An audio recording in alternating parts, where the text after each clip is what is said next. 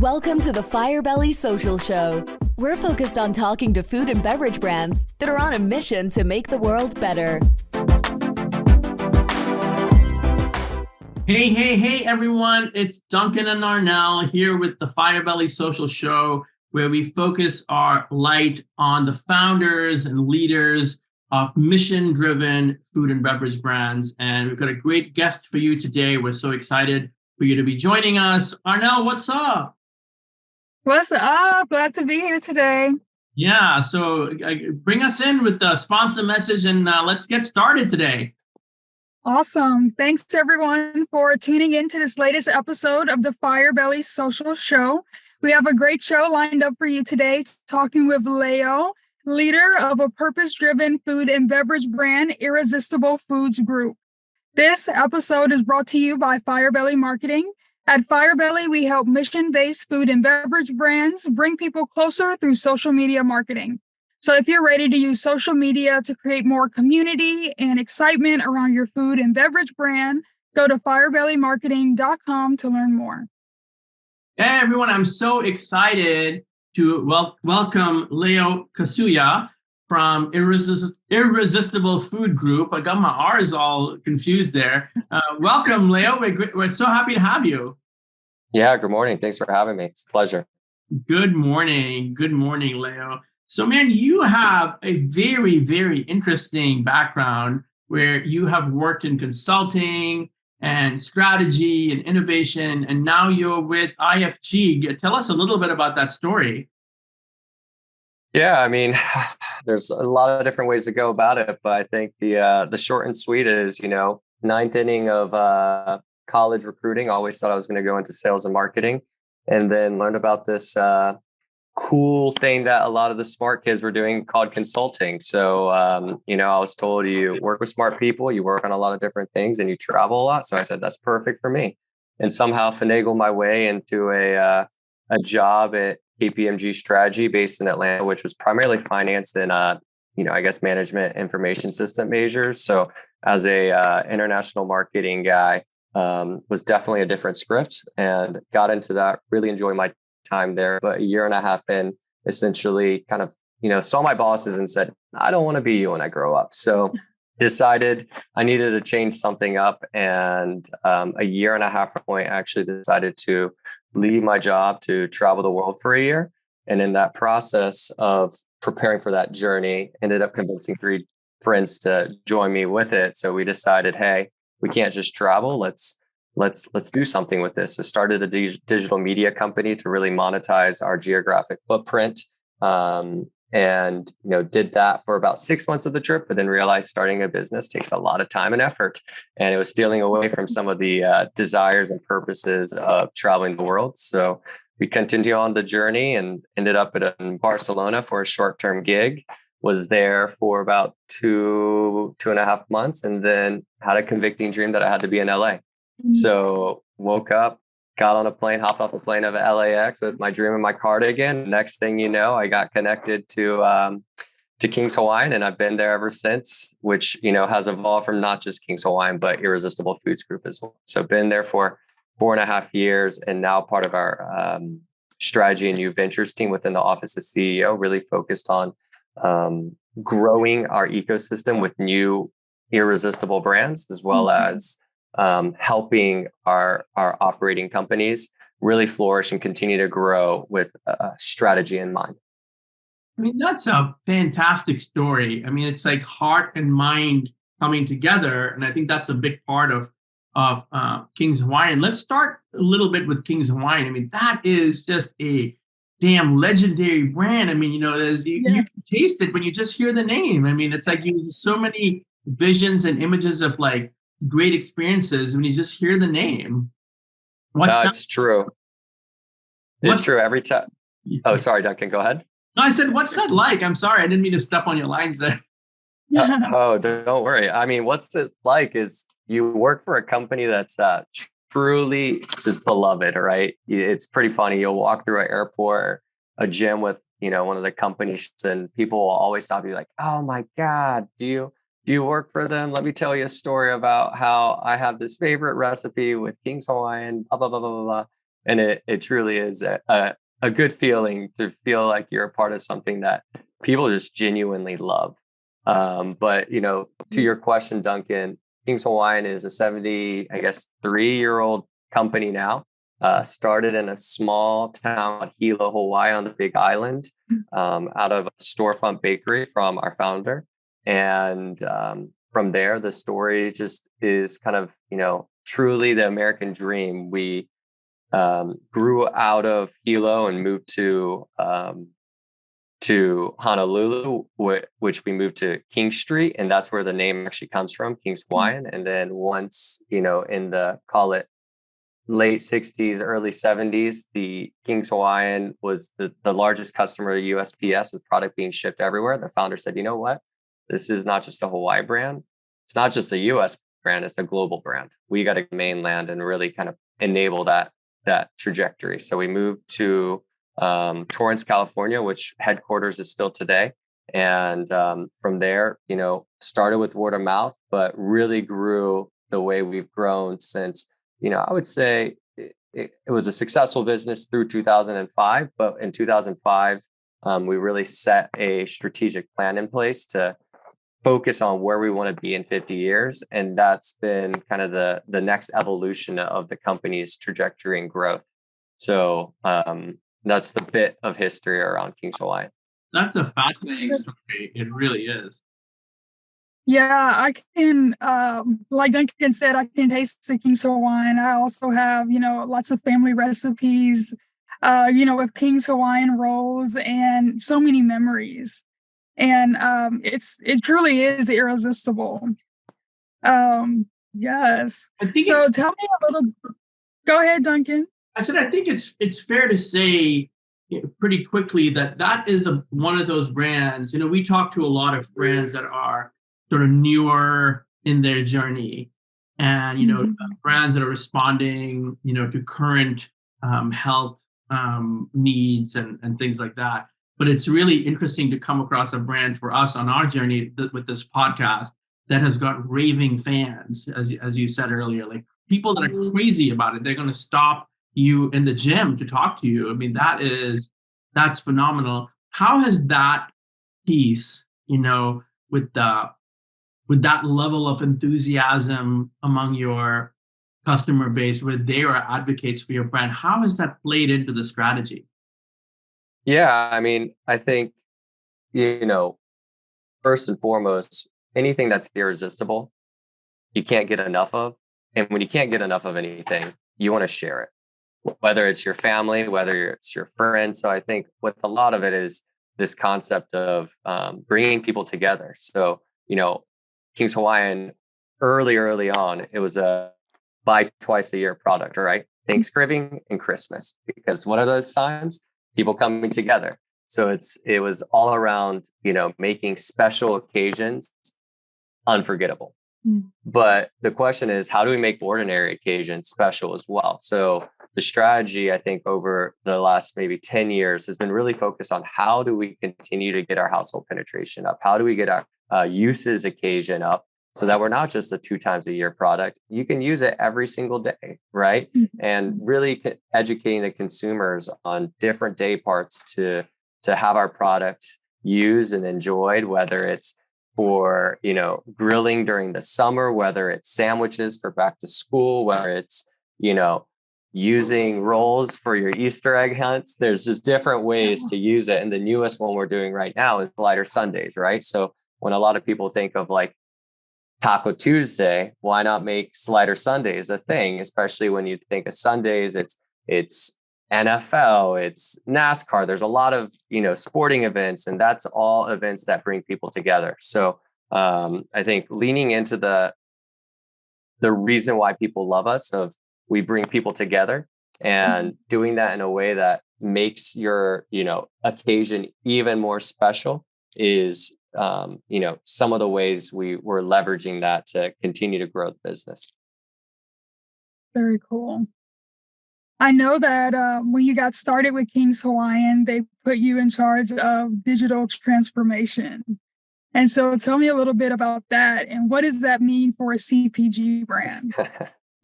Yeah. So the funny joke is when I got connected to King's Hawaiian, I met who is still my boss, John Linehan, who was the president of King's Hawaiian at the time. And he said, hey, spend the next, 5 weeks learning the business, just kind of tagging along with me.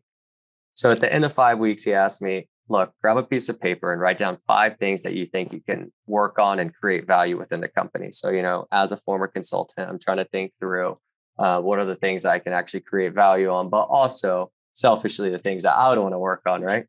I hand it over to him. He looks at it. He goes, okay, cool. You're going to lead the digital transformation, which was not on the list, to be clear. So I was like, oh man, this is about to be a journey. While, Googling digital transformation under the table to make sure I can even talk educated about this. So really, what it means for CPG and for King's Hawaiian is how do we use data? How do we use technology to be the best company we can be? Quite simple. But that's the way we looked at it. And it took, the first 3 kind of focus areas is 1, what are other companies doing, right? And really getting educated that what a digital transformation really takes. And parallel to that was then getting the leadership team really bought in and understood, because any transformation must start from the top and we got to have that buy-in, right? So getting the leadership team really on board with kind of this journey ahead of us, because it's not a project. It's a living and breathing ongoing exercise to continuously look at ourselves and say, how can we improve utilizing information, what information to use, and how do we use how do we use technology, not just for the sake of, being sexy, but truly, redefining some of the processes. How do we unlearn things to relearn to do things better? And that all requires change, which is difficult. So those were some of the kind of foundational works that we did. And then it was really defining how do we kind of bring this into us without being this super disruptive, initiative across the organization. So, we ended up changing our IT team to the data and technology services team, bringing on a new CIO to, help us in that journey, and creating what we call the data center of excellence team, which is not a new function within the organization, but taking data owners, taking data-centric individuals across the organization in different functions and putting them together in a room on a regular cadence to start talking through how can we use some of the insights that we're gleaning within our own world and sharing that to come up with better insights, better decision-making to ultimately, empower, enable our organization to continue to drive the business forward. And that was kind of the approach that we took. Very cool. How does social media play a role at all in your digital transformation, using the information and data that you get from, sales processes, anything like that? How does that play a role? Totally. And for you guys? Yeah, I mean, absolutely. I'm less in the weeds on this one. So, I wish I could call a friend to allow some of the social media experts to talk. But certainly, I would say the world today in CPG, a lot of people think data, probably maybe, first party data with your own manufacturing facilities and social media included in that. I think too often we think about syndicated data with, data that we have to purchase to really understand what's happening in stores, right? But social is one that we certainly do leverage. I think we're still, continuing to refine and understand the best ways to deploy the learnings that we get from social data. We certainly use social to continue to convey both the brand story, the brand passion, and get usage occasion up as well. And King's Hawaiian's done a phenomenal job of really increasing our social capabilities. Gorillos is one that, I feel like they were just the cool kids on the block from the onset with taking over TikTok as the TikTok pickle. So social certainly has been something of focus, and we think it's here to stay. Totally. And Leo, I was wondering if we can go back, I know we talked about Grillos for a second. We can go back to like the acquisition strategy and a little bit of context around that. I know you said that started just a few years ago. Maybe you could tell us a little bit about that journey too. Yeah, absolutely. So IFG, which is the call it the parent and or holding company to King's Hawaiian, Grillos Pickles, Shaka Tea, Innovation Bakers, was created in September of 2001. And really the thesis there was, we had a leadership team meeting within the King's Hawaiian company, and our CEO and president brought everybody together and said, look, in the last 70 years, we've amassed a fair amount of capital, and we define capital as both cash and capabilities. And how do we responsibly utilize both of those, right? And Q and enter Irresistible Foods Group. And what we really are trying to build with Irresistible Foods Group is, to become that trusted partner and just acquire in the food and beverage space to have a family of irresistible brands. And what we look for is, started with 3, it's kind of now 5. So we look for companies with irresistible products. What's the irresistible product? It's better than anything else in its category, right? So when you put it in your mouth, you go, man, that's a good X, whatever X is, right? Bread, pickle, tea. The second is a raving fan base, right? So kind of like you mentioned with Kings, we feel with Grillos, with Shaka, both of those brands and all the brands that we look for, when you bring it up, people are like, oh man, I love that because blah, blah, blah, blah, blah. The third is irresistible values. So we feel that's the core to our irresistibility. That's what really differentiates not just the products because you have the heart in it, but the culture of the company. So we always say values drive behaviors and behaviors create cultures. And we really look at major emphasis on that. The fourth is irresistible locations. So we only want to play in the perimeter of the store, right? So over the years, you've seen center store get smaller and smaller and smaller.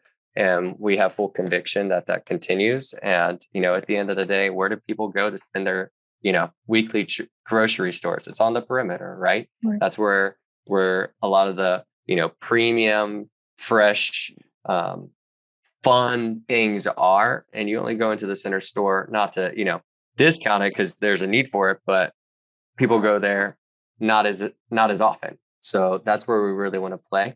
And then the last piece is irresistible futures, which really is, do we have a sustainable path for this company to continue to succeed and profit? Because we want these companies to be able to help fund other acquisitions as well. So that's what we look for. And, what we're, again, trying to build is just this family of irresistible brands. And we want to invest in these companies pretty early on and then eventually acquire them. And once we acquire them, we have no intent to sell. So we want to hold for perpetuity and really be authentic stewards of these brands into the future and continuing to, share their products with consumers around the US and around the world. That's amazing. Leo, tell us a little bit about some of these companies that are part of the family now. I know there's a tea company. Give us a little bit of scoop on those. Yeah, so Shaka Tea, ironically, was also founded and started in Hilo, Hawaii, the same origins as King's Hawaiian. Super cool company. It's not just a damn good product with, zero sugar, 0 calorie, 0 caffeine. So it kind of fits that, that functional beverage, better for you beverage that a lot of trends are happening today. But it also just does incredible things for the state of Hawaii. A lot of the product can be grown by local farmers and people with small plots of land, right? And it just is creating opportunities for the state of Hawaii, which we're really thrilled about since, the family that owns IFG is from Hawaii originally and very keen on continuing to just give back and do good to the home that they came from. So yeah, Shaka is our newest acquisition, and we're really excited about some of the exciting things that the team is starting to think through and figure out how to continue to grow the brand across the U.S. That's super cool. And then there's one more. There's a bakery in the mix too, right? Yeah, so that one's probably the one that looks a little different than everything else. So, when you go into a store, you see Shaka Tea, you'll see Gorillo's Pickles, you'll see King's Hawaiian, but you won't see Innovation Bakers. But what we'll see Innovation Bakers in is actually, they are the producer of 7-Eleven's fresh baked goods in California. And the reason why we acquired them is innovation's really expensive and hard to do. Right. So historically, we had been innovating in our commissary. The problem with that is it doesn't allow us to really test and, kind of launch these innovation products at a larger scale. So we said, OK, how can we do that in a way that's not going to cost $1 zillion and really do it in a way that's much more feasible? And that's when we came across Innovation Bakers, which we rebranded to Innovation Bakers, but brought them into the fold primarily with the intent to say, hey, it has a sustainable business that's pumping out fair revenues and profits to help fund King's Hawaiian's innovation capabilities, and also doing so in a way that we can go out to larger test markets, right? Not just maybe regional, but in some instances, nationwide innovation and new product development tests.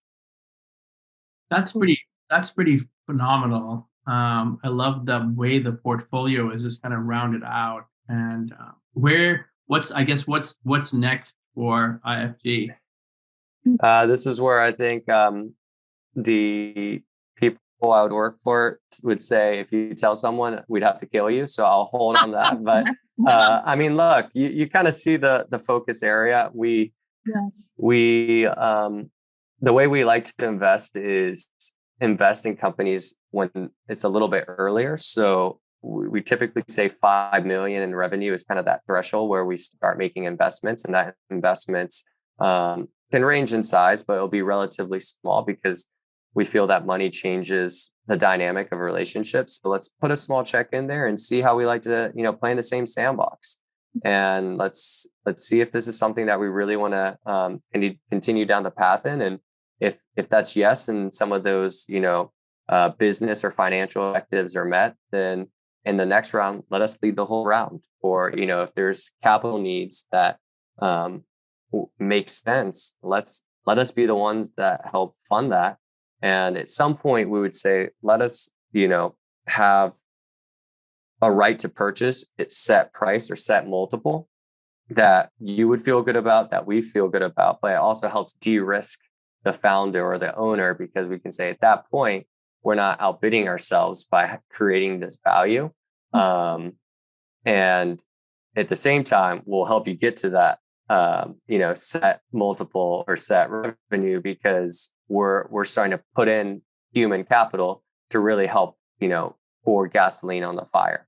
So, I think what's next is what you've seen thus far, continuation of just these irresistible brands that don't just have irresistible products, but again, how we look at irresistibility, products, values, most importantly, roots. So roots being kind of, the legacy this company's leaving behind, whether it's the story or what they do in the community. And then Ohana, which, a subset of values, but at the end, is the company, have a great culture, who do they work with, not just within their four walls, but vendors, partners, even their consumers. So that's really our focus, is just trying to find that next irresistible brand that kind of fits that mold. And we're really excited about just some of the companies that we're talking to and meeting with.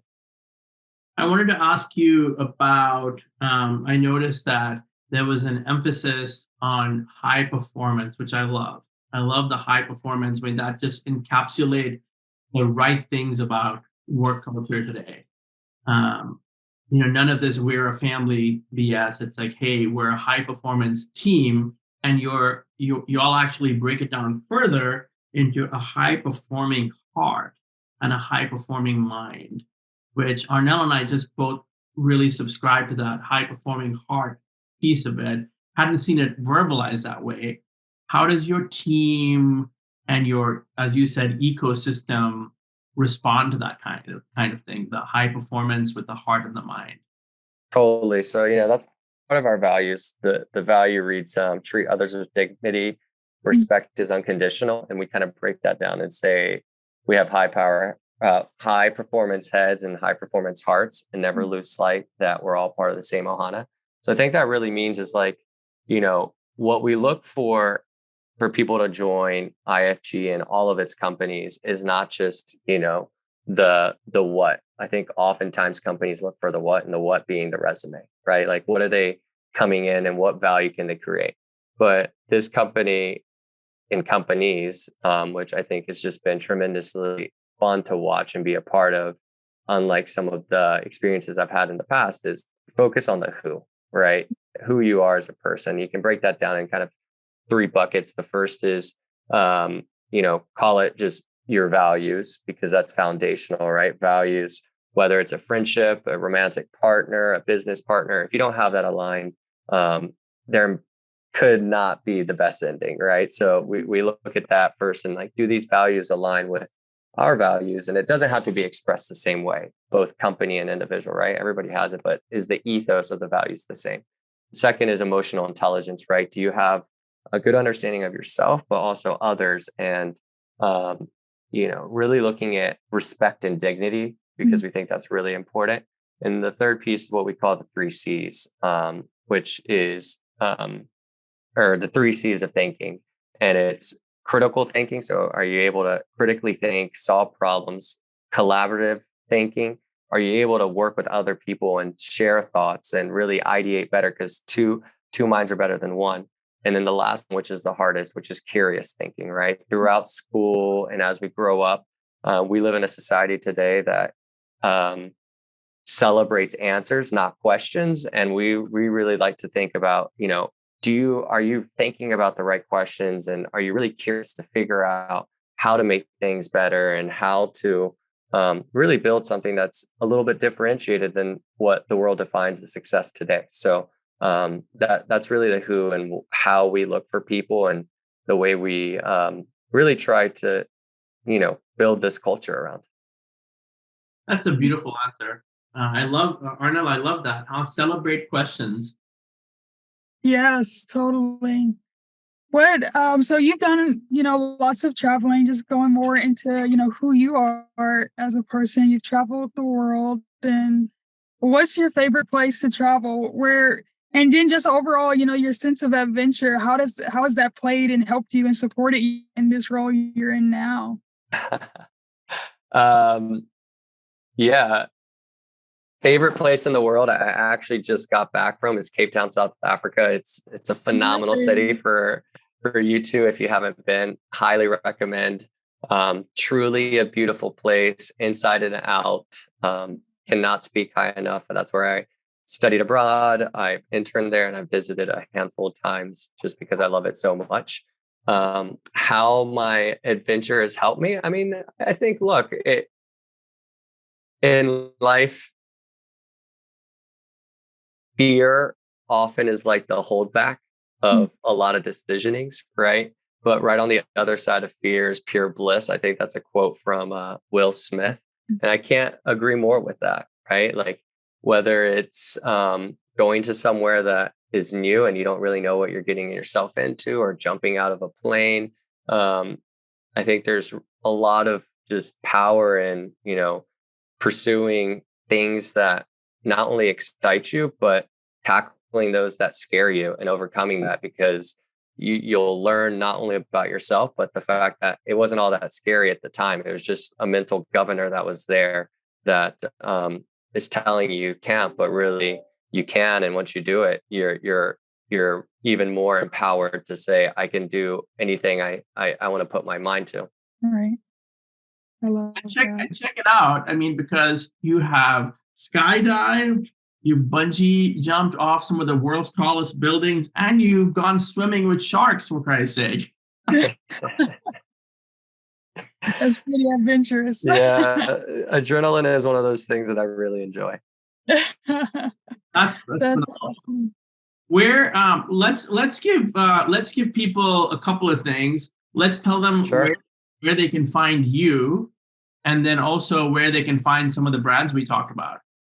Absolutely. So, starting with the Irresistible Foods Group, irresistiblefoods.com, there you can get a story that will probably way more eloquently lay out some of the stories and history of our company and kind of how we came about, as well as links to kingshawaiian.com, grillospickles.com, shakatea.com, innovationbakers.com. So any company, give us a look on Google or going directly to the website, you'll find us there. Same with Instagrams for me personally, LinkedIn, Leo, Chris, Kasuya, have both names on there since my full name is Leo Christopher Kasuya. And that's pretty cool. I want to just say on behalf of both Arnel and myself that we appreciate the spirit that you bring to the table and making, we're so fortunate to talk to people on this podcast who are really working to make the world a better place and performing with courage. And, thank you for doing that. And it's easy to just go through without hearing. I mean, you're doing some cool things, but we wanted to just tell you that we recognize it, just as having two strangers having a micro conversation with you, it's affected us. We hope to pass that on to the people that are listening. Thank you for doing that. And, Arnel, is there anything else we wanted to ask? I guess one of the things you like to ask is there any advice for other people starting out that you want to impart? Well, I think based on your last comment, I was just going to say thank you, but all credit and acknowledgement should go to the family that I work for, as well as the leaders, because they truly model that as well. And I think that's the advice I would give as well, right? Is make sure that you're surrounded with people that make your average higher. You're the average of the 5 people you're around the most. And I think working with people that have good values and are trying to truly do things to make the world a better place, and treating you, whether, you're starting on the ground floor or up top, with respect and dignity, because, it's not about the titles. It's more about the value you can create and how we can, solve problems together. So that'd be my advice, is making sure you find places that empower you, that, respect you, and just give you the opportunity to really, fulfill that purpose and opportunity that you were put on earth for. Thank you so much. That's really meaningful. Arnel, you want to check us out with the sponsor message? Yes. So thank you, Leo, for this amazing conversation. But heading out, this episode is brought to you by Firebelly Marketing. At Firebelly, we help mission-based food and beverage brands bring people closer through social media marketing. So if you're ready to use social media to create more community and more excitement around your food and beverage brand, go to firebellymarketing.com to learn more. It's been a great time chatting with Leo from IFG. Thank you, everyone, for listening, and we'll see you on the flip side. Thanks for listening to the Firebelly Social Show. We'll see you again next time, and be sure to click subscribe to get future episodes.